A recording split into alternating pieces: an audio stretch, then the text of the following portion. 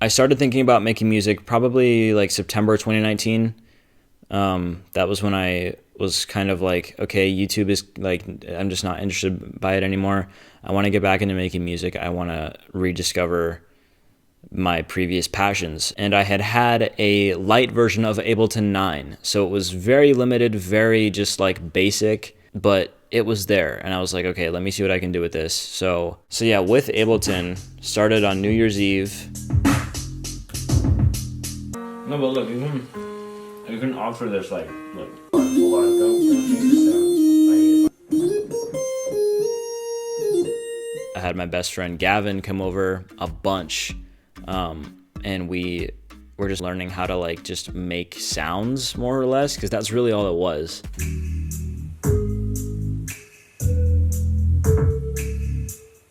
Gosh, when we were working in Ableton, it was bad. Like, we thought it was fine, but it really wasn't. We didn't think at the time, but now going back and listening to it, it's crazy how far, like, he's come making music. Both of us. Yeah, honestly.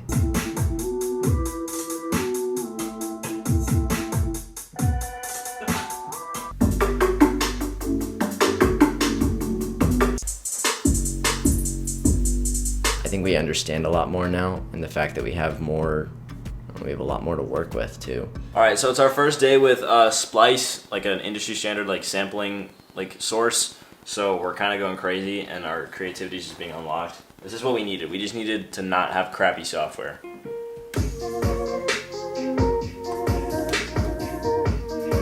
Ready?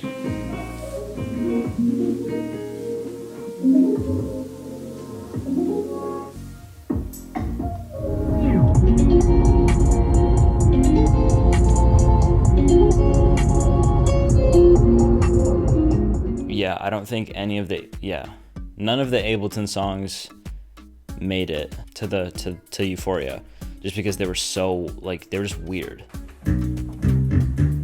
Hold on, what was that sound called? It's the one above it, wherever I'm on now.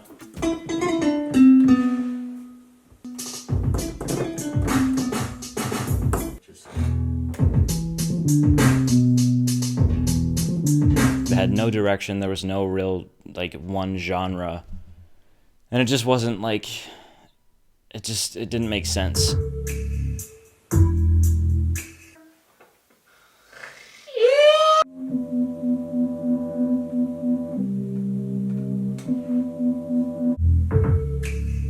This is like, we gotta do something with this. But I knew I needed something better, so I was looking into Logic Pro 10, which is Apple's pro music software, and I got that in March.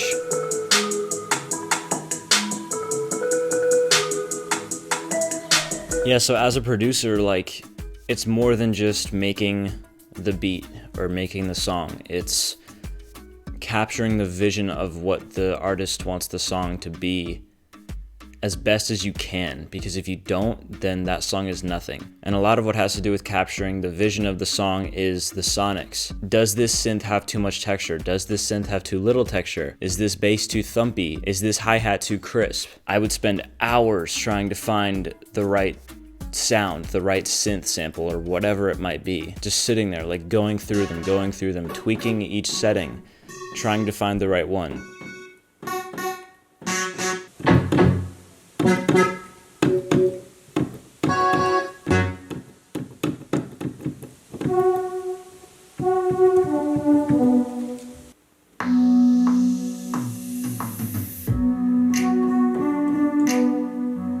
Probably the most tedious aspect of the whole music making process is finding the right sounds and sonics for your vision.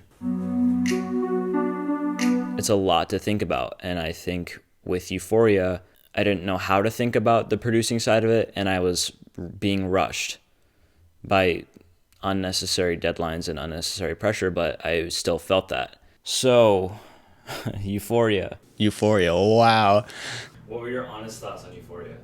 Oh man.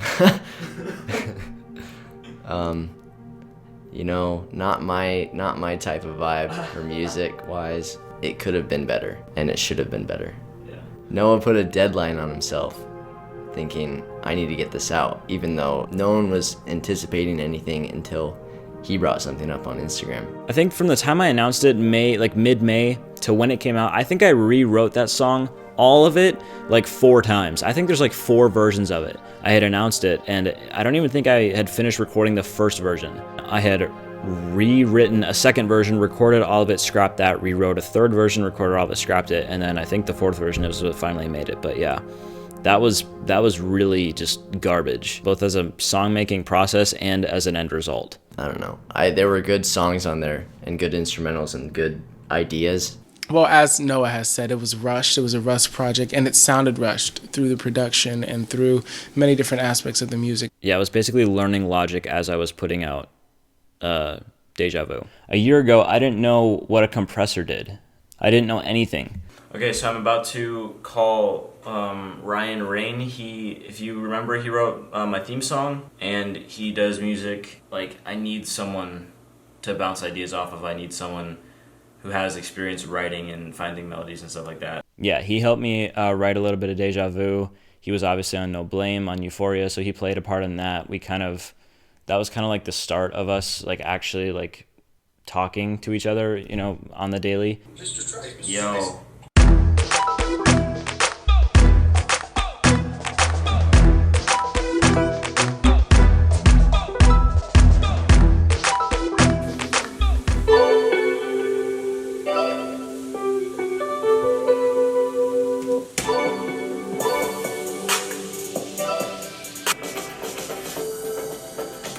So this is also 16 bars, so we can use this same sort of pre-chorus to chorus thing.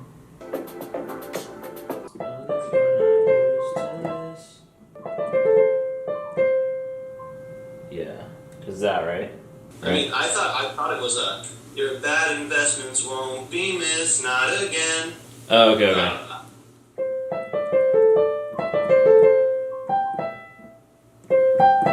Like that? That's what I thought it was. Okay. I'm not sure. No, I like that better.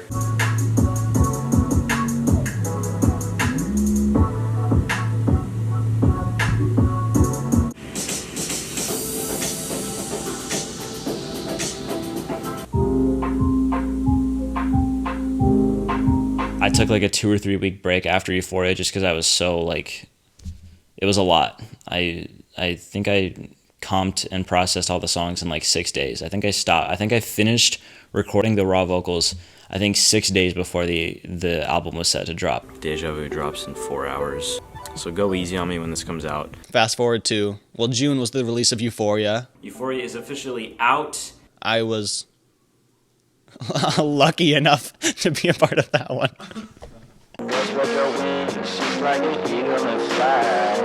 Okay, Euphoria was a little bit rough. He definitely rushed it, which wasn't a good idea at all.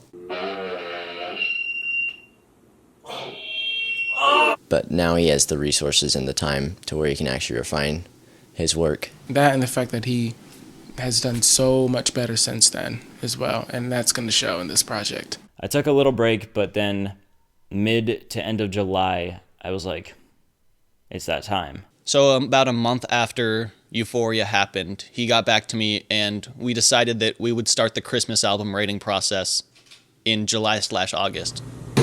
Okay, so I have 3 songs kind of like started. One of them could be done if we wanted it to be.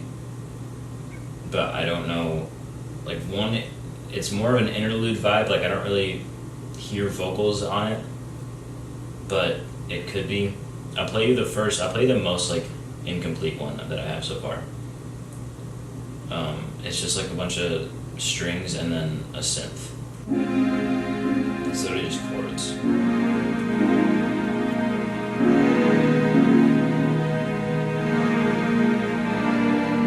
And then this is more like upbeat, kind of exciting. This is a different one.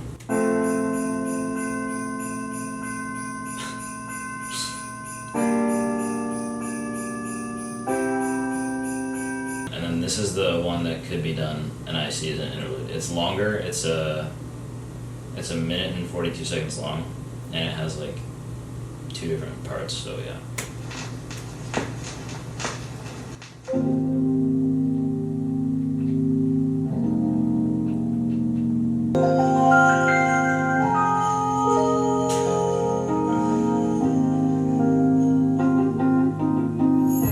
And then we started writing the Christmas album. So yeah, pretty much since July, we've been working nonstop on this album. And he had already had a lot of ideas, actually. Like our first video call, he had like 4 or 5 ideas ready to go. Like it flowed super well. We really didn't get stuck on anything. Okay, so Mr. Rane, what are your ideas for original songs? I'm gonna go big ones. I got a few. Okay. Making the instrumentals, a lot of that is Strykes, of course. Piano comes in and Jingle Bells come in.